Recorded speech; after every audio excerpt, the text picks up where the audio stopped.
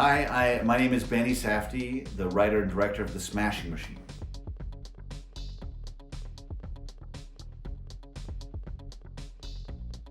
So Dwayne approached Josh and I in 2019 about making a movie about Mark Kerr. He said, watch this documentary to understand who he is. There was something about the documentary that I loved. I fell in love with Mark, and I could relate to him in a way that felt unspoken. It felt like I could understand why he was struggling. I couldn't stop thinking about it, and I couldn't stop thinking about Dwayne playing that part and being able to work with him to tell this story. It just stuck in my head. Dwayne becoming this guy and really like exploring what it was like to be Mark.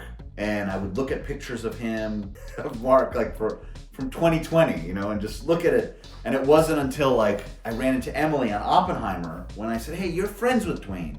Because I got him a sweater from the movie. I found the same Nautica sweater, a version of it. I sent it to him. I wrote him a letter. I wanted him to know how important it was and how nice it was to meet him. This was right after the meeting, and he never got it. I thought, hey, okay, then he didn't like it or whatever, who knows? And I called Dwayne and I said, here's my idea. I want to put you in that world, and I want to live in that world alongside you. And I wanted to do that with the backdrop of a fight movie, you know? That like, you have this exploration of this world of mixed martial arts in the beginning of it. And you have a front row seat to that. But at the same time, you're understanding what it means to be a human being, you know?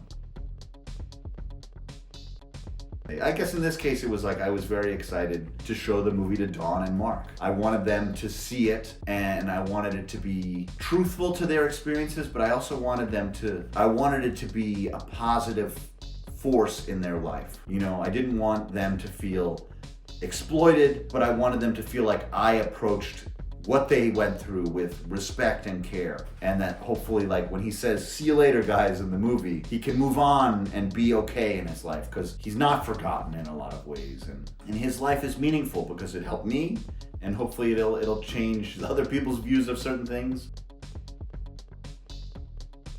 When I won the prize, that was an amazing thing. It's the beautiful thing. So the actual reception of the film was remarkable. I just wanted people to like it and respond to it.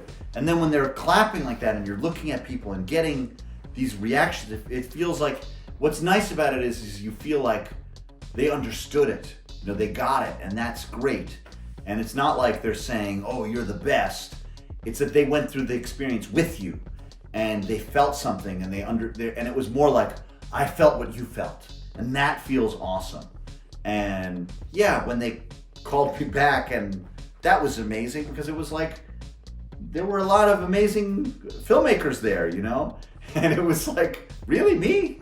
And so there was an element of like, that's kind of awesome, you know? Like, I can't believe you saw some of the stuff that I did. So it was a wild, beautiful experience.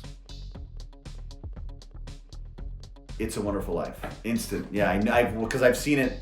I watch it every year. It's one of the most meaningful movies to me. And it's very related to this movie, actually, in a lot of ways. Because what happens in that movie, you know, from the beginning to the end, nothing changes in the movie except his perspective on life.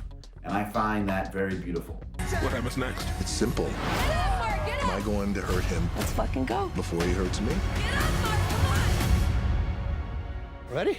I think so. You think so? Come on, Mark, it's a yes or no answer. Come on, are you ready? Yes. Marquito is back! How's that feel? Feels great.